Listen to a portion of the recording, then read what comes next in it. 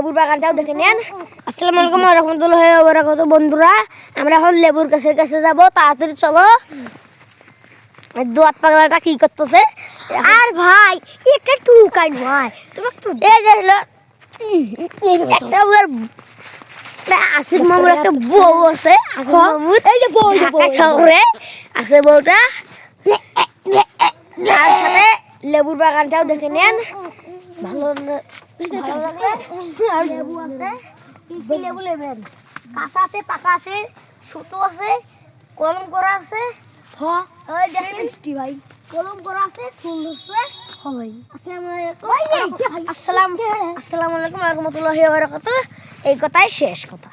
ওই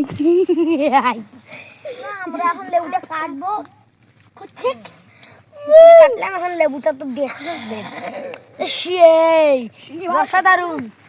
চলে এসো, লেবুটা একটু কাহিনী হবে। চলো ভাই, এই রকমের কাহিনী প্রত্যেকটা গেম হবে। গেমের সাথে টুকাই হচ্ছে নাকি? আগে একটা গোস পাগলা গান হবে, গান বিন্দু দেব তোমাকে, পাগলা পাগলা গান, পাগলা পাগলা। আমি চলো